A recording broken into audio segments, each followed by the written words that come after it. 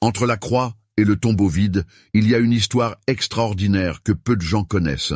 Pendant 72 heures, le plus grand mystère de l'histoire chrétienne s'est dévoilé dans les aspects les plus profonds de l'existence. Après son dernier souffle sur la croix, Jésus-Christ s'est lancé dans une mission qui allait changer à jamais le destin de l'humanité.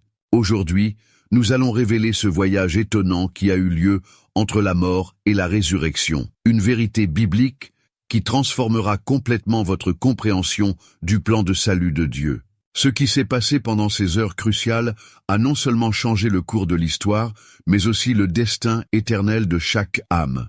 La crucifixion et la mort de Jésus ont eu lieu, alors que le soleil commençait à se coucher sur Jérusalem, ce vendredi fatidique. Le ciel, qui quelques heures auparavant était devenu noir comme de l'encre, commença à s'éclaircir, comme si la nature elle-même assistait au moment le plus significatif de l'histoire de l'humanité. Au sommet du Golgotha, entre deux malfaiteurs, Jésus de Nazareth rendit son esprit entre les mains du Père. Les événements qui ont précédé ce moment étaient intenses et chargés de sens profond. Depuis la dernière scène avec ses disciples, en passant par le jardin de Gethsémani, jusqu'au procès injuste et aux flagellations brutales, chaque instant avait été prophétisé des siècles auparavant. L'évangéliste Matthieu rapporte avec précision qu'après avoir été cloué sur la croix, Jésus y est resté environ 6 heures, de 9 heures du matin à 15 heures de l'après-midi. Durant ces heures d'agonie sur la croix, Jésus a prononcé 7 déclarations cruciales qui révèlent non seulement sa souffrance physique, mais aussi le but spirituel de sa mort. « Père, pardonne-leur, car ils ne savent pas ce qu'ils font » furent ses premiers mots, démontrant que, même au milieu d'une douleur extrême, son amour pour l'humanité restait inébranlable. Le moment le plus dramatique s'est produit lorsque Jésus s'est écrié « Mon Dieu, pourquoi m'as-tu abandonné ?» Ce cri d'agonie révélait quelque chose de bien plus profond que la douleur physique. C'est le moment où le Fils a fait l'expérience de la séparation d'avec le Père, portant sur lui le poids des péchés de toute l'humanité. L'apôtre Paul expliquera plus tard que Christ est devenu péché pour nous, afin qu'en lui, nous devenions justice de Dieu. Le voile du temple fut déchiré de haut en bas, au moment exact de sa mort, symbolisant la fin de la séparation entre Dieu et les hommes. Le centurion romain, témoin de ces événements surnaturels, ne put contenir sa confession. Vraiment, cet homme était le Fils de Dieu. La terre trembla, les rochers se fendirent et les tombeaux s'ouvrirent. La création entière semblait reconnaître l'ampleur de ce moment. Joseph d'Arimathée et Nicodème, membres du Sanhédrin qui suivaient secrètement Jésus, obtinrent de Pilate la permission de donner au corps de Jésus une sépulture décente. Avec révérence et amour, ils enveloppèrent son corps dans un linceul propre, avec des épices aromatiques, selon les coutumes funéraires juives. Le nouveau tombeau creusé dans la roche devint le décor de ce qui allait se passer au cours des 3 jours suivants. Cependant, ce que beaucoup ne comprennent pas, c'est que la mort physique de Jésus n'était que le début d'une mission beaucoup plus grande. Au moment où votre esprit a quitté votre corps, un voyage extraordinaire a commencé, un voyage vers les lieux les plus profonds du spirituel. Les Écritures nous donnent un aperçu précieux de ce qui s'est passé durant cette période, même si, pendant des siècles, beaucoup de ces détails sont restés un mystère pour la plupart des croyants. Le prophète Isaïe avait prédit des siècles auparavant que le Messie serait compté parmi les transgresseurs et qu'il livrerait son âme jusqu'à la mort. Cette mort ne serait pas seulement physique, mais une expérience spirituelle profonde qui a des dimensions que notre esprit humain peut à peine comprendre. Le psalmiste David, dans un esprit prophétique, a également déclaré « Tu n'abandonneras pas mon âme au séjour des morts, et tu ne permettras pas que ton sein voie la corruption. » Les disciples, dans ce moment de profonde tristesse et de confusion, ne comprenaient pas que chaque détail s'accomplissait exactement comme prédit dans les Écritures. Ils avaient été témoins de la mort de leur maître, mais ils ne pouvaient pas imaginer que ce n'était que le début d'une victoire. Le plan divin s'est déroulé avec une précision extraordinaire, et les prophéties messianiques, écrites au cours des siècles par différents auteurs, ont convergé à ce moment historique singulier. La mort de Jésus n'était que le début de cette grande œuvre de salut. Jésus n'était pas un accident historique ou une tragédie inattendue. Il était l'accomplissement méticuleux d'un plan établi avant la fondation du monde. En examinant les détails de la crucifixion, chaque élément porte une signification profonde.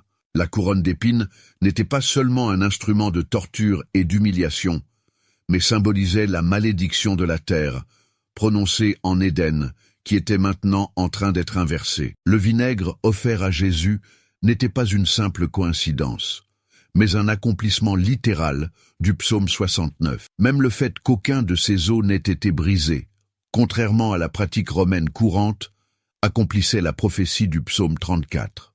Les évangiles révèlent que des phénomènes surnaturels ont accompagné la mort de Jésus. L'obscurité qui a recouvert la terre pendant 3 heures ne peut pas être expliquée comme une éclipse solaire ordinaire, puisque Pâques a toujours eu lieu pendant une pleine lune, lorsque les éclipses solaires sont astronomiquement impossibles. C'était un signe divin, rappelant les ténèbres qui couvraient l'Égypte, marquant un autre moment de délivrance divine. Le tremblement de terre qui a secoué Jérusalem au moment de la mort de Jésus n'était pas seulement un phénomène géologique. Les rochers qui se fendaient et les tombes qui s'ouvraient étaient les signes avant-coureurs d'une révolution spirituelle sur le point de se produire dans le royaume des morts. L'évangéliste Matthieu nous dit que de nombreux corps de saints ont été ressuscités et sont apparus à de nombreuses personnes à Jérusalem après la résurrection de Jésus, un événement sans précédent qui a marqué un changement fondamental dans l'ordre spirituel. La lance qui a transpercé le côté de Jésus, provoquant un écoulement de sang et d'eau, n'était pas seulement un détail historique rapporté par Jean. Cet événement revêtait une profonde signification théologique, confirmant à la fois la réalité de sa mort et symbolisant les éléments de purification et de vie nouvelle que son sacrifice apporterait. Le sang pour la rémission, l'eau pour la purification, des éléments que l'Église primitive reconnaîtrait comme fondamentaux pour la nouvelle alliance. Les dernières paroles de Jésus sur la croix, « Tout est accompli », ont résonné bien au-delà du Golgotha. En grec, tételestai était une déclaration d'achèvement absolu, le même mot utilisé dans les reçus commerciaux pour indiquer un paiement intégral. Le prix du péché a été entièrement payé et la dette de l'humanité a été réglée. Mais ce n'était que le début d'un voyage encore plus extraordinaire. Alors que son corps physique reposait dans le tombeau de Joseph d'Arimathie, gardé par des soldats romains et scellé du sceau officiel de Rome, quelque chose d'extraordinaire était sur le point de se produire dans le royaume spirituel. Le voile déchiré dans le temple n'était pas seulement un signe visible, c'était une déclaration que l'accès à Dieu était désormais ouvert. La séparation entre le divin et l'humain avait été définitivement éliminée. Les disciples, cachés et craintifs, ne pouvaient pas imaginer que leur maître était sur le point d'entreprendre une mission dans les lieux les plus profonds de l'existence spirituelle. Alors qu'il pleurait sa mort, Jésus était sur le point d'affronter les puissances des ténèbres sur leur propre terrain. La bataille, qui avait commencé dans le jardin d'Éden, était sur le point d'atteindre son apogée. Le silence du sabbat qui a suivi la crucifixion n'était qu'apparent.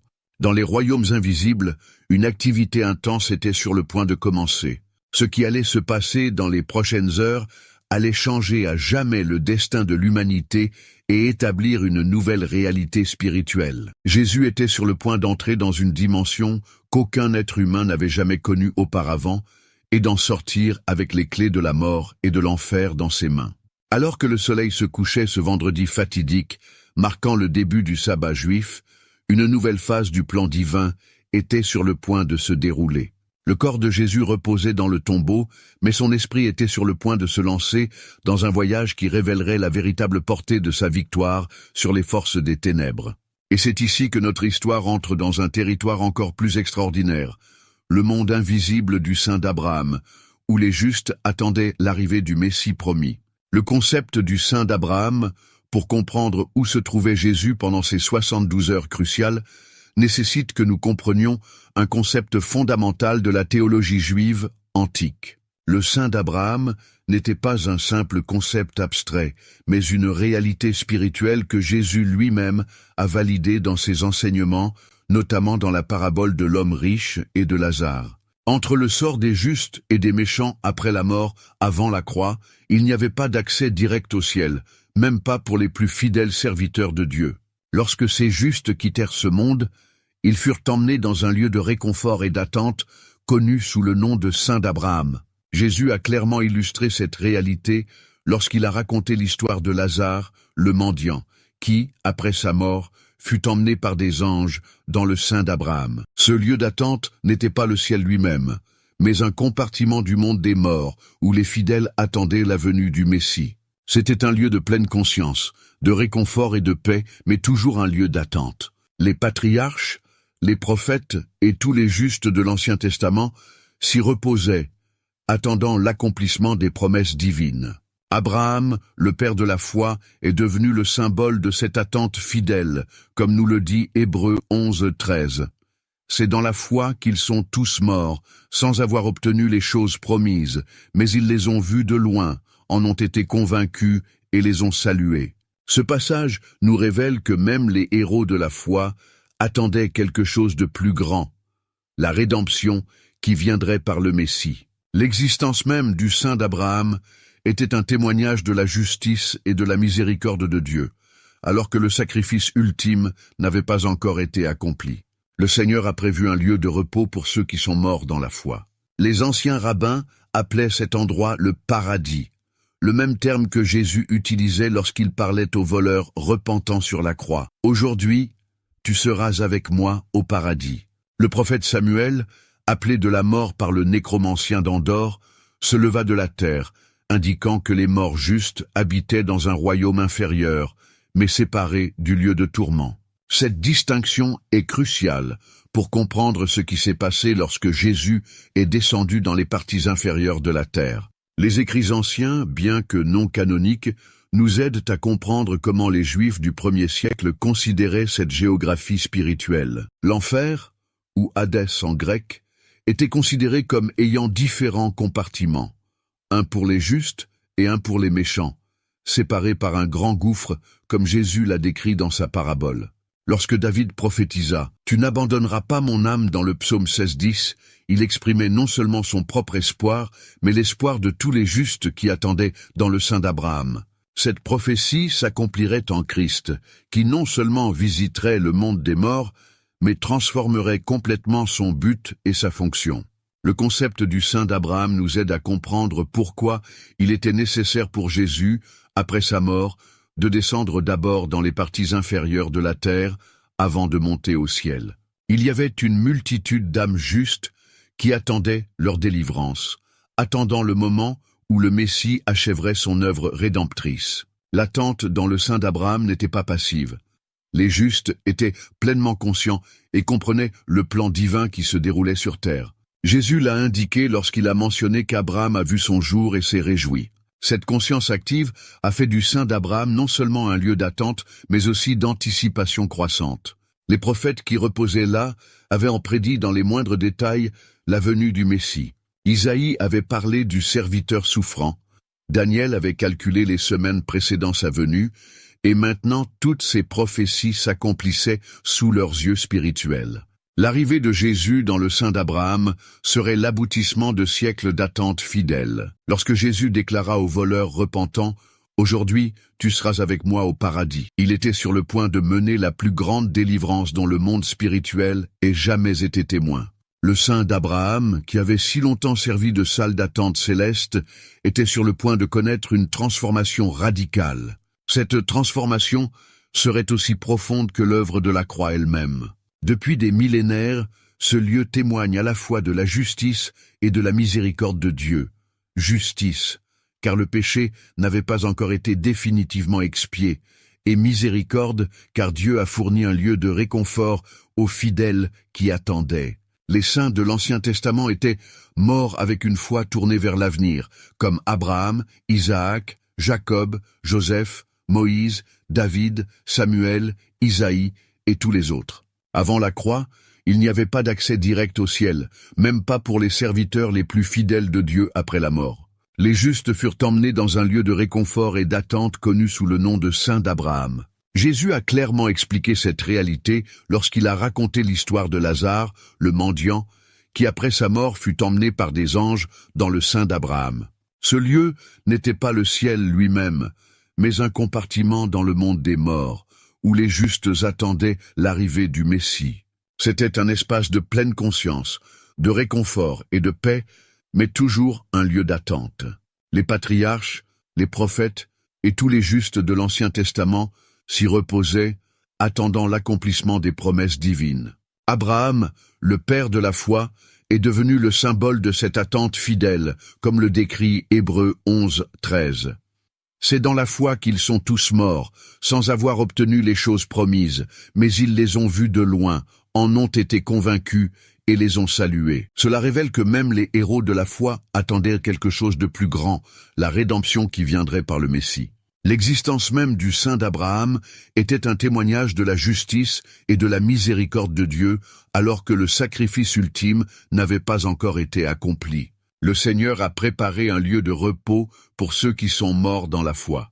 Les anciens rabbins appelaient cet endroit le paradis, le même terme que Jésus utilisait lorsqu'il parlait aux voleurs repentant sur la croix. « Aujourd'hui, tu seras avec moi au paradis. » Le prophète Samuel, appelé de la mort par le nécromancien d'Endor, se leva de la terre, indiquant que les morts justes habitaient dans un royaume inférieur, mais séparé du lieu de tourment.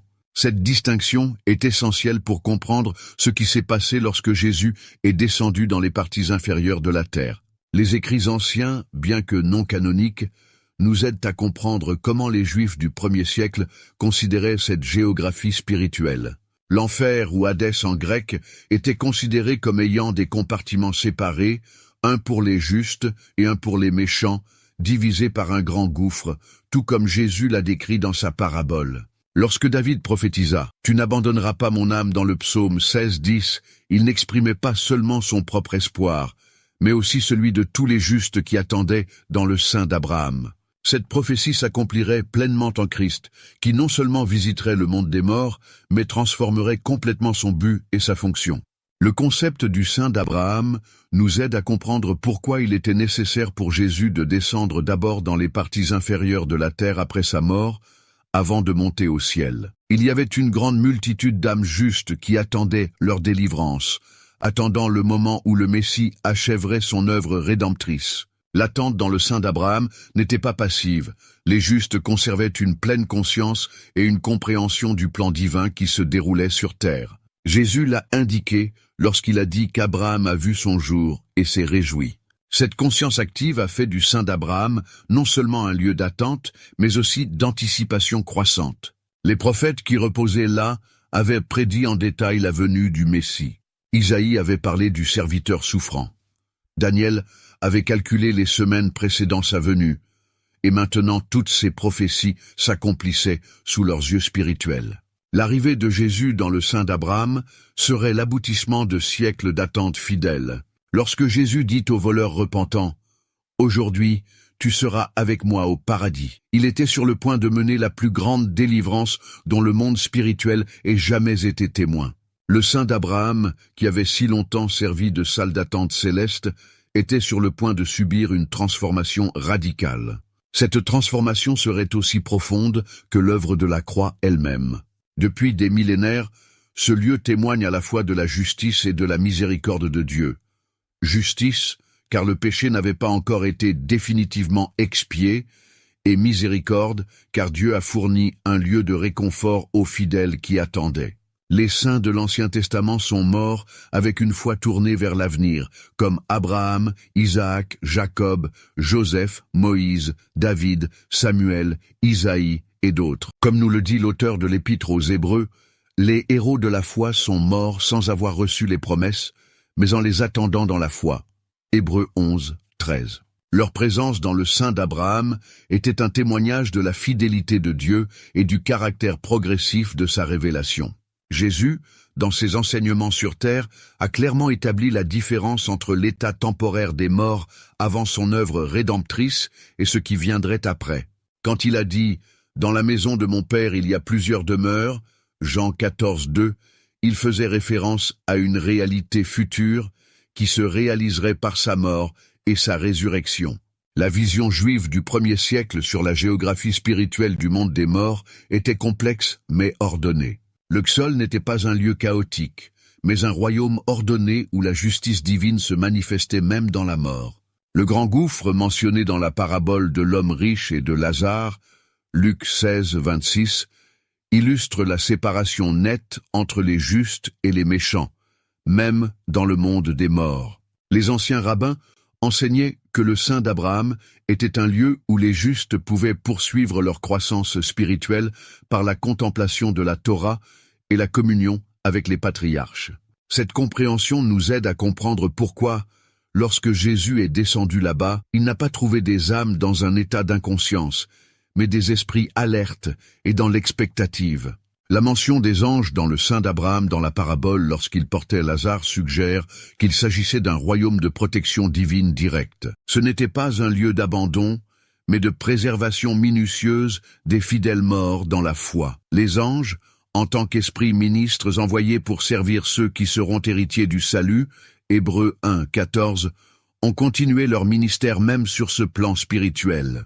Lorsque les prophètes de l'Ancien Testament parlaient du Shéol, ils le décrivaient souvent comme un lieu de silence par rapport à Dieu, non pas parce que les âmes étaient inconscientes, mais parce que la louange complète et la communion directe avec Dieu attendaient encore l'œuvre rédemptrice du Christ. Comme l'a écrit le psalmiste, « Car dans la mort, il n'y a plus de souvenir de toi, en seul, qui te louera » Psaume 6, 5. Cette réalité était sur le point de changer radicalement.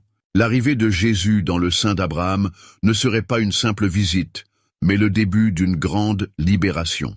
L'auteur de l'Épître aux Hébreux nous dit que le Christ est venu détruire par sa mort celui qui avait le pouvoir de la mort, c'est-à-dire le diable, et libérer tous ceux qui, par crainte de la mort, étaient soumis à l'esclavage toute leur vie. Hébreux 2, 14-15. Le temps était venu pour le sein d'Abraham d'accomplir sa fonction ultime. Pendant des siècles, le sein d'Abraham avait été un lieu d'attente céleste, où les justes étaient gardés jusqu'au moment opportun. Maintenant, avec l'arrivée du Messie victorieux, ce lieu était sur le point de devenir le théâtre du plus grand exode spirituel de l'histoire, plus grand encore que la libération d'Égypte. Les saints de l'Ancien Testament étaient sur le point de voir l'accomplissement de tout ce qu'ils avaient prophétisé et attendu. Le sein d'Abraham, qui avait été un lieu d'espoir, était sur le point de devenir le point de départ d'un voyage triomphal vers le ciel. Cette compréhension du sein d'Abraham est fondamentale pour comprendre ce qui s'est passé au cours des 3 jours entre la mort et la résurrection de Jésus. Ce ne fut pas une période d'inactivité, mais d'intense activité spirituelle qui allait changer à jamais le destin des âmes des justes.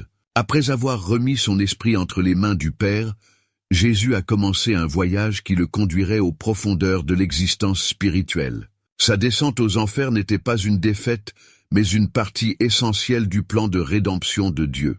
Comme l'apôtre Pierre le témoignera plus tard, ayant été mis à mort dans la chair, mais rendu vivant dans l'esprit, il est aussi allé prêcher aux esprits en prison. 1 Pierre 3, 18, 19. Cette descente dans Hadès représentait bien plus qu'une simple visite au monde des morts. C'était une invasion délibérée du territoire ennemi, une démonstration d'autorité sur les puissances des ténèbres. Paul, dans Éphésiens, nous révèle que Jésus est d'abord descendu dans les parties inférieures de la terre. Éphésiens 4, 9. Une référence non seulement à sa mort physique, mais aussi à son voyage dans les royaumes plus profonds de l'existence. Hadès, contrairement à la conception populaire moderne, n'était pas seulement un lieu de tourment. Dans la cosmologie biblique, il s'agissait du royaume des morts dans son intégralité, avec des compartiments et des objectifs distincts, comme Jésus lui-même l'avait illustré. Dans ses enseignements et ses paraboles, Jésus avait déjà parlé de ces domaines, mais maintenant il les traversait personnellement, non pas en victime, mais en conquérant. Au plus profond des Hades, une activité sans précédent se déroulait. Le Fils de Dieu est entré dans des domaines qu'aucun être humain n'avait jamais explorés, avec pleine autorité. Les paroles du psalmiste prirent un sens nouveau. Même si je marche dans la vallée de l'ombre de la mort, je ne crains aucun mal, car tu es avec moi. Psaume 23, 4. Les puissances des ténèbres, qui avaient exercé leur autorité sur le royaume des morts pendant des millénaires, étaient désormais confrontées à leur plus grand défi. Le texte de Colossiens nous révèle que le Christ a désarmé les principautés et les pouvoirs, les exposant publiquement au mépris et triomphant d'eux sur la croix. Colossiens 2, 15. Cette victoire ne s'est pas limitée au calvaire, mais s'est étendue jusqu'aux profondeurs de l'Hadès. L'autorité avec laquelle Jésus est entré dans l'Hadès était absolue, comme indiqué dans Apocalypse 1, 18, car il détenait les clés de la mort et de l'Hadès, un puissant symbole de sa souveraineté totale sur ses royaumes. Ce n'était pas une bataille pour la victoire, car la victoire avait déjà été remportée à la croix. C'était une proclamation de triomphe sur le territoire même de l'ennemi. Pendant que son corps physique reposait dans le tombeau scellé, l'esprit du Christ était extrêmement actif. Le texte de 1 Pierre 3, 18-20 nous révèle qu'il prêchait aux esprits en prison, qui étaient autrefois désobéissants. Cette prédication n'était pas une offre de salut posthume, mais une proclamation solennelle de sa victoire et de son autorité. C'était l'annonce officielle qu'un nouveau régime avait été établi dans le royaume des morts. La descente de Jésus aux enfers a accompli plusieurs prophéties de l'Ancien Testament. Le prophète Osée avait déclaré « Je les rachèterai de la puissance du séjour des morts, et je les rachèterai de la mort. Où sont, ô mort, tes fléaux? Où est, ô Shéol, ta destruction ?» Osée 13, 14. Cette prophétie s'est alors littéralement accomplie dans les actions du Christ. L'impact de cette descente fut cosmique. Paul écrit que lorsqu'il est monté en haut, il a emmené les captifs. Éphésiens 4, 8. Cette phrase suggère que Jésus a non seulement visité l'Hadès, mais a également libéré ceux qui étaient captifs, conduisant un exode spirituel sans précédent vers les royaumes inférieurs. Une révolution était en train de se produire. Les structures de pouvoir qui gouvernaient le monde des morts depuis la chute étaient en train d'être complètement réorganisées.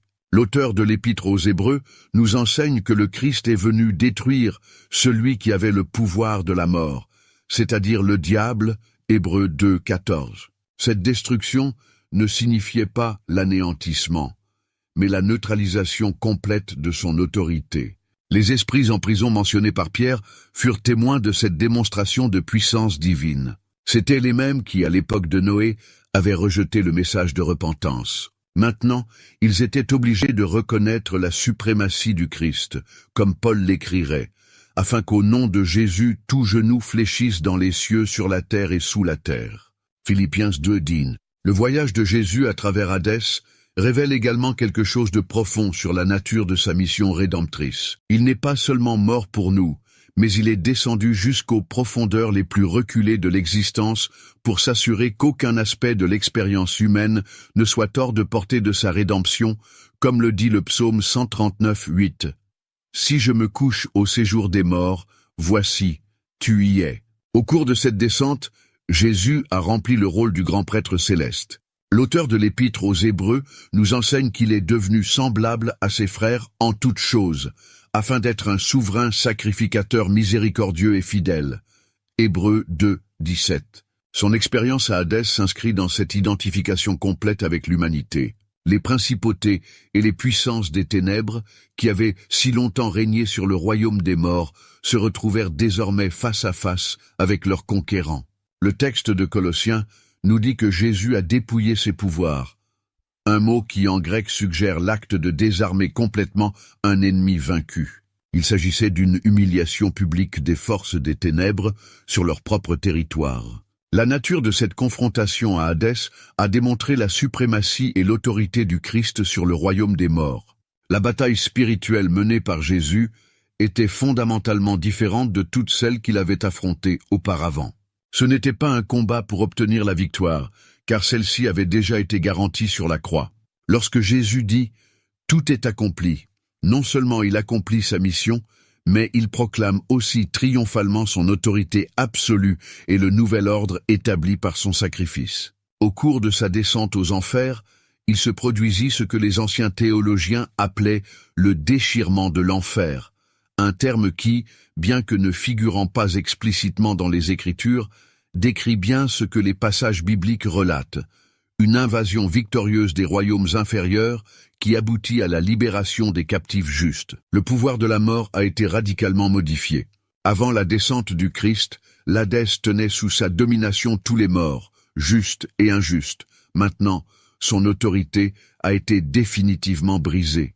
Comme Jésus le déclarera plus tard dans Apocalypse 1:18, « J'étais mort, et voici, je suis vivant au siècle des siècles, et je tiens les clés de la mort et du séjour des morts. » Cette transformation dans le royaume des morts a eu de profondes implications pour toute la création. Paul, dans Romains, déclare que la création elle-même sera libérée de l'esclavage de la corruption. Romains 8:21. La descente de Jésus dans l'Hadès était une partie fondamentale de cette libération cosmique, impactant non seulement le destin des âmes humaines, mais aussi la structure de la réalité spirituelle. Les 3 jours que Jésus passa au cœur de la terre furent marqués par une intense activité spirituelle. Le silence apparent du tombeau contrastait fortement avec la révolution qui se déroulait dans les royaumes invisibles. Comme David l'avait prophétisé, « Car tu n'abandonneras pas mon âme à Hadis, et tu ne permettras pas que ton sein voie la corruption. » Acte 2:27. L'autorité démontrée par Jésus lors de sa descente à Hadis a créé un nouveau précédent dans le domaine spirituel. Les pouvoirs des ténèbres, qui avaient maintenu l'humanité dans la peur de la mort depuis la chute, étaient désormais définitivement maîtrisés.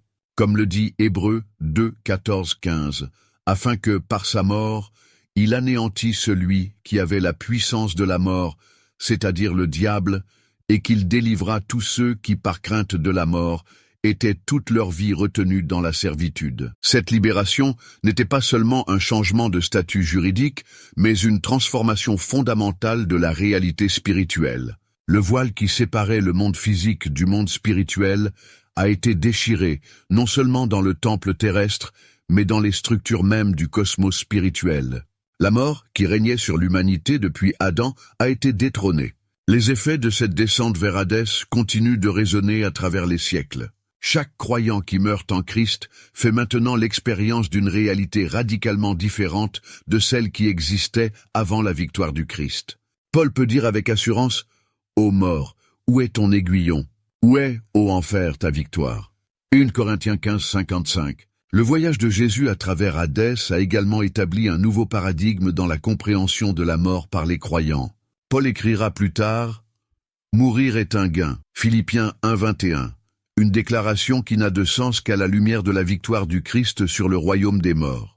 La mort a cessé d'être une menace finale et est devenue un passage vers la présence du Christ. Les implications théologiques de cette descente aux enfers sont profondes et de grande portée, car elles démontrent qu'aucune dimension de l'existence, aussi sombre ou lointaine soit-elle, n'est hors de portée de la rédemption divine, comme l'écrirait Paul. Car de lui, par lui et pour lui sont toutes choses. Romains 11:36. Le triomphe du Christ dans l'Hadès anticipe également la victoire finale qui se produira à la fin des temps, lorsque, comme le décrit Jean dans l'Apocalypse, la mort et l'Hadès seront jetés dans l'étang de feu. Apocalypse 20:14. La descente du Christ, qui a inauguré cette transformation, sera finalement consommé dans la destruction totale de ses pouvoirs. Les premiers chrétiens comprenaient profondément la signification de cette victoire. Dans les catacombes de Rome, parmi les premières expressions artistiques de la foi chrétienne, nous trouvons des représentations du Christ triomphant de la mort. Pour eux, il ne s'agissait pas seulement d'une doctrine abstraite, mais d'une réalité transformatrice qui modifiait leur vision de la vie et de la mort. La descente du Christ à Hadis a eu des implications directes pour les saints de l'Ancien Testament qui attendaient dans le sein d'Abraham. Comme le montre Matthieu, de nombreux tombeaux furent ouverts et les corps des saints endormis ressuscitèrent. Matthieu 27:52. Ce n'était que le début d'une délivrance bien plus grande à venir. La descente du Christ à Hadis a marqué le moment où la mort a perdu son autorité ultime sur l'humanité. Comme l'affirme Paul, le dernier ennemi à être détruit est la mort. 1 Corinthiens 15:26. Cette destruction a commencé lorsque le Christ est entré victorieux dans le royaume des morts, proclamant son autorité suprême sur toutes les puissances et dominations. Ainsi, se termine ce chapitre crucial sur la descente de Jésus aux enfers, non pas comme une défaite, mais comme une démonstration complète de victoire et d'autorité qui a transformé à jamais la réalité spirituelle et le destin de l'humanité. Le chapitre suivant nous amènera à explorer comment cette victoire s'est manifestée en prêchant aux morts et en libérant les captifs. La prédication du Christ aux morts est l'un des aspects les plus profonds et les plus intrigants de sa mission au cours des 3 jours entre la croix et la résurrection. L'apôtre Pierre nous donne le témoignage le plus direct de cet événement lorsqu'il écrit « C'est pourquoi aussi l'Évangile a été annoncé aux morts, afin que, jugés selon les hommes quant à la chair, ils vivent selon Dieu quant à l'esprit. » 1 Pierre 4, 6. Cette proclamation n'était pas un simple message ordinaire, c'était une véritable déclaration d'autorité et de victoire. Le terme grec utilisé pour décrire cette prédication signifie « proclamer comme un héros royal ». Jésus ne faisait pas une invitation, mais annonçait un décret divin qui changerait définitivement le destin des âmes qui l'attendaient. Pour les esprits en prison mentionnés dans 1 Pierre 3, 19-20, cette prédication avait un caractère particulièrement solennel. Il s'agissait de ceux qui avaient été désobéissants dans le passé lorsque la patience de Dieu attendait au jour de Noé. Le message qui leur était adressé n'était pas celui du salut, mais celui d'une proclamation définitive de la victoire divine et de la justification de la justice de Dieu dans le sein d'Abraham. En revanche, pour les justes qui attendaient avec espérance, la prédication prenait un caractère différent. C'était l'annonce tant attendue de sa libération. Comme Jésus l'a déclaré dans la parabole de l'homme riche et de Lazare, il y avait un gouffre entre les compartiments d'Hadis, Luc 16, 26, et sa prédication respectait cette distinction fondamentale. La nature de cette prédication aux morts révélait des aspects profonds du caractère et du dessein de Dieu. Premièrement, cela démontrait que la justice divine s'étend au-delà des limites de la mort, comme Paul l'écrira plus tard. C'est pour cela que Christ est mort et qu'il a revécu, afin d'être le Seigneur des morts et des vivants. Romains 14, 9. Le contenu de cette proclamation aux justes devait être glorieux.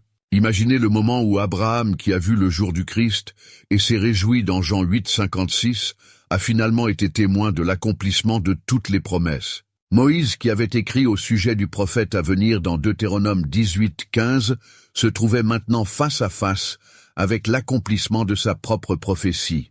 David, qui avait prophétisé « Tu n'abandonneras pas mon âme » dans le psaume 16, 10, comprenait maintenant pleinement le sens de ses propres paroles inspirées.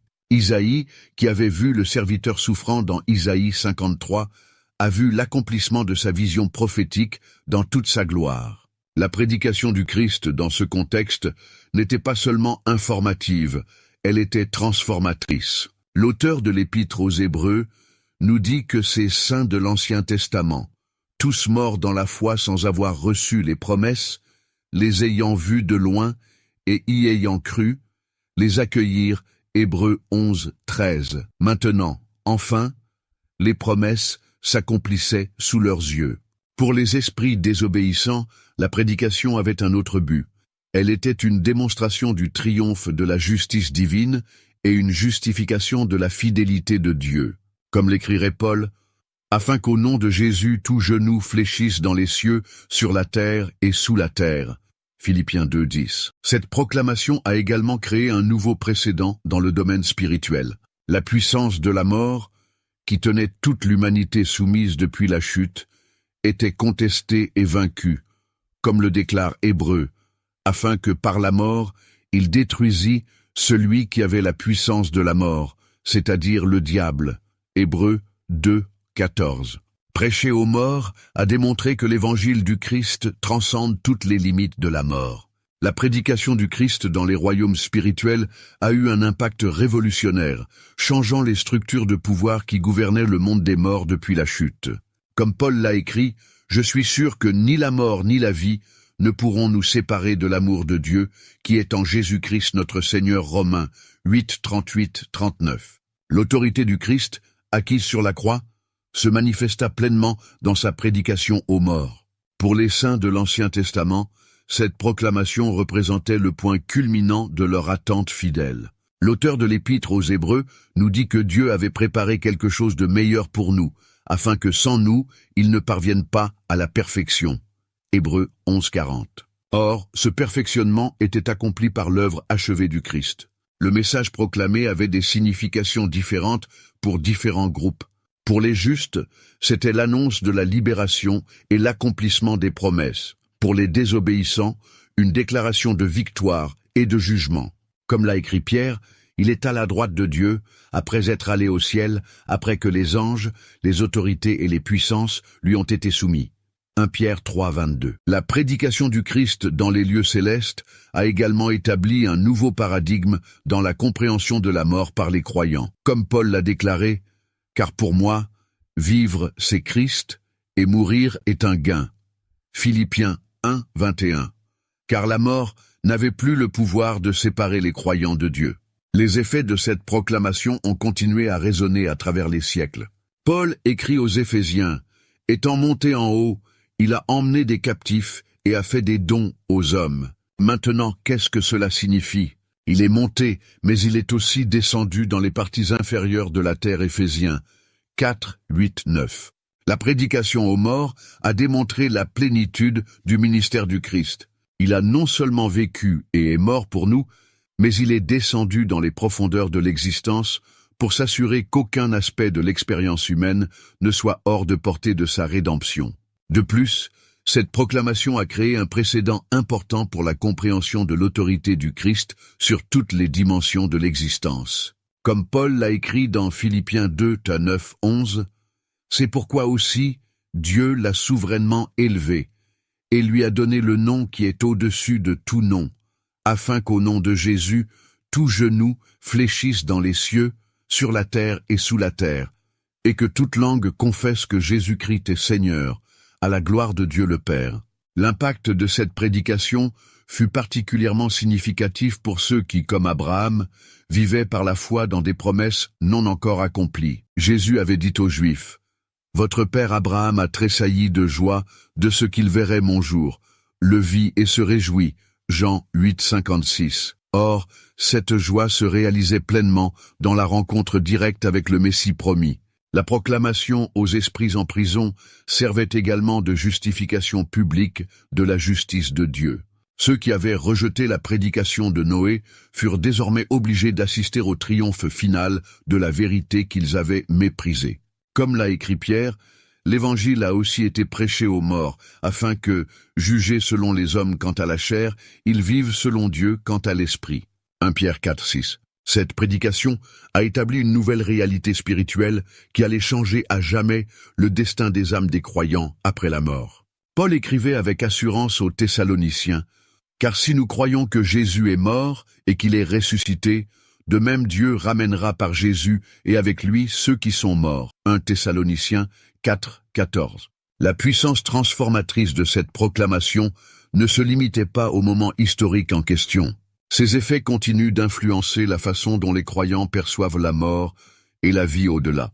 Comme l'a dit Paul, « Car pour moi, vivre c'est Christ et mourir est un gain. » Philippiens 1, 21. Ce chapitre de la mission du Christ représente l'une des démonstrations les plus profondes de l'amour et de la justice de Dieu.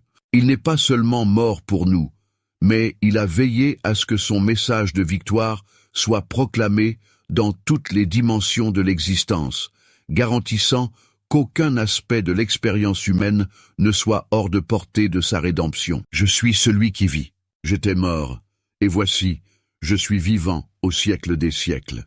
Je tiens les clés de la mort et du séjour des morts. Apocalypse 1, 18. Cette puissante déclaration du Christ ressuscité résume l'un des plus grands accomplissements de sa mission durant les 3 jours entre sa crucifixion et sa résurrection, l'acquisition des clés de la mort et du séjour des morts. Le symbolisme des clés est profond dans le langage biblique, car elles représentent l'autorité, le contrôle et le pouvoir d'ouvrir et de fermer.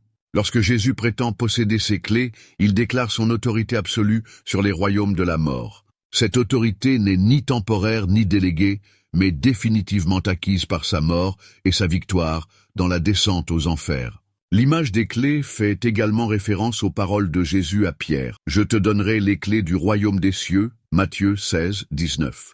Or, par sa mort et sa descente aux enfers, Jésus a démontré que son autorité ne se limitait pas au royaume des cieux, mais s'étendait également au domaine de la mort. La différence est frappante. Les clés du royaume ont été données aux apôtres, mais les clés de la mort et de l'Hadès sont exclusivement entre ses mains. Cette conquête des clés représentait un changement radical dans la domination spirituelle sur l'humanité, comme le déclare l'Épître aux Hébreux, afin que, par sa mort, il anéantit celui qui avait la puissance de la mort, c'est-à-dire le diable, et qu'il délivra ceux qui, par crainte de la mort, étaient toute leur vie retenus dans la servitude. Hébreux 2, 14, 15. L'acquisition de ces clés signifiait un transfert définitif d'autorité dans le domaine spirituel. Avant la croix, Satan détenait la domination de la mort, non pas de droit, mais à cause du péché de l'humanité, comme l'explique Paul. C'est pourquoi, comme par un seul homme le péché est entré dans le monde, et par le péché la mort, et qu'ainsi la mort s'est étendue sur tous les hommes, parce que tous ont péché. Romains 5, 12. Cette autorité sur la mort, que l'ennemi avait usurpée par le péché d'Adam, lui a été définitivement arrachée des mains lors de la descente du Christ aux enfers. Comme Paul l'a écrit dans Colossiens 2, 15, ayant dépouillé les dominations et les autorités, il les a livrées publiquement en spectacle, en triomphant d'elles par la loi. Le pouvoir représenté par ces clés est absolu et irréversible. Lorsque Jésus déclare qu'il est vivant pour les siècles des siècles, il établit la permanence de sa victoire sur la mort, une conquête totale et éternelle, comme le proclamerait Paul. Où est ta victoire, ô mort? Où est ton aiguillon, ô mort? 1 Corinthiens 15, 55. La possession des clés implique également un nouvel accès à la vie éternelle pour les croyants. Jésus avait dit « Je suis la résurrection et la vie. Celui qui croit en moi vivra, même s'il meurt. » Jean 11, 25. Or, par sa conquête de l'Hadès, cette promesse était fermement établie. Le Seigneur de la vie lui-même avait vaincu la puissance de la mort. Les implications pratiques de cette réalisation sont révolutionnaires pour les croyants. La mort, qui depuis la chute est la plus grande terreur de l'humanité, n'est plus qu'un passage. Paul pouvait dire avec assurance « Car pour moi vivre c'est Christ, et mourir est un gain » Philippiens 1, 21. Ce n'était pas une déclaration creuse, mais une profonde compréhension de la victoire du Christ sur la mort. Les clés dans les mains du Christ représentent également son autorité judiciaire sur la destinée éternelle des âmes, comme il l'a déclaré lui-même. Ne vous étonnez pas de cela, car l'heure vient où tous ceux qui sont dans les tombeaux entendront sa voix et en sortiront. Jean 5, 28, 29. Cette autorité, acquise par sa descente victorieuse aux enfers, établit le Christ comme le juge suprême des vivants et des morts. La signification de ces clés va au-delà du pouvoir sur la mort physique. Il symbolise l'autorité sur toutes les formes de mort, spirituelle, éternelle et physique. Comme Jésus l'a déclaré à l'église de Smyrne, « Voici ce que dit le premier et le dernier, celui qui était mort et qui est revenu à la vie. Sois fidèle jusqu'à la mort, et je te donnerai la couronne de vie. » Apocalypse 2, 8, 10. Cette autorité acquise a des implications cosmiques, comme Paul l'écrit aux Éphésiens. Dieu l'a ressuscité des morts et l'a fait asseoir à sa droite dans les lieux célestes, au-dessus de toute domination, de toute autorité, de toute puissance et de toute dignité. Éphésiens 1, 19, 21. Les clés de la mort et de l'Hadès font partie de cette autorité universelle. Tous meurent, ainsi aussi en Christ, tous revivront. 1 Corinthiens 15, 22. La possession des clés par le Christ garantit que la mort n'a pas le dernier mot sur ceux qui se confient en lui. Son autorité sur la mort transforme profondément la manière dont les chrétiens font face à la souffrance et à la persécution. Jésus avait déjà dit « Ne craignez pas ceux qui tuent le corps et ne peuvent tuer l'âme » Matthieu 10, 28. Maintenant, avec les clés de la mort entre ses mains, cette exhortation prend encore plus de sens. L'obtention des clés établit également le Christ comme le seul médiateur entre Dieu et les hommes, comme Paul l'affirme, car il y a un seul Dieu, et aussi un seul médiateur entre Dieu et les hommes. Jésus-Christ homme, 1 Timothée 2, 5. Son autorité sur la mort et l'Hadès fait partie de cette médiation unique. La possession par le Christ des clés de la mort et de l'Hadès représente non seulement une victoire historique, mais aussi une réalité présente et une garantie pour l'avenir. Elle est présente parce que le Christ exerce désormais la pleine autorité sur les royaumes de la mort, comme il l'a déclaré. Je suis la résurrection et la vie. Celui qui croit en moi vivra, même s'il meurt. Jean 11, 25. C'est aussi une garantie pour l'avenir, car elle assure la résurrection finale de tous ceux qui croient en lui. Les clés dans ses mains sont le témoignage éternel que la mort a été vaincue. Ce n'est plus une terreur insurmontable, mais une porte qui ne peut être ouverte ou fermée que par la volonté de celui qui a gagné le droit de posséder de telles clés. Comme Paul le proclamerait triomphalement, la mort est engloutie dans la victoire. 1 Corinthiens 15, 54. Cette autorité acquise par le Christ durant ces 3 jours cruciaux entre sa mort et sa résurrection demeure une ancre inébranlable pour la foi chrétienne. Les clés de la mort et de l'Hadès dans ses mains sont le sceau ultime de sa victoire et la garantie éternelle de notre espérance dans la résurrection. Le moment décisif était arrivé. Après 3 jours d'activité intense dans les royaumes spirituels, le corps de Jésus reposait toujours dans le tombeau scellé, mais une transformation glorieuse était sur le point de se produire. La victoire remportée dans les royaumes invisibles allait se manifester dans le monde visible à travers l'événement le plus extraordinaire de l'histoire, la résurrection.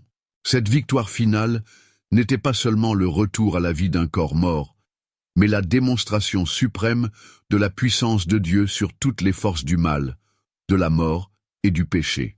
Comme Paul le déclarera plus tard, il a été déclaré Fils de Dieu avec puissance, selon l'Esprit de sainteté, par sa résurrection d'entre les morts. Romains 1, 4. La puissance qui a opéré lors de la résurrection de Jésus était la même que celle qui avait créé l'univers. Paul a prié pour les Éphésiens afin qu'ils connaissent envers nous, qui croyons l'infinie grandeur de cette puissance, manifestée avec efficacité par la force de sa puissance en Christ, lorsqu'il l'a ressuscité des morts. Éphésiens 1, 19, 20. Cette victoire finale fut le sceau divin de tout ce que Jésus avait accompli lors de sa descente aux enfers. Comme le proclamerait l'apôtre Pierre le jour de la Pentecôte, Dieu l'a ressuscité en le délivrant des tourments de la mort, parce qu'il lui était impossible de la retenir en sa puissance. Acte 2, 24.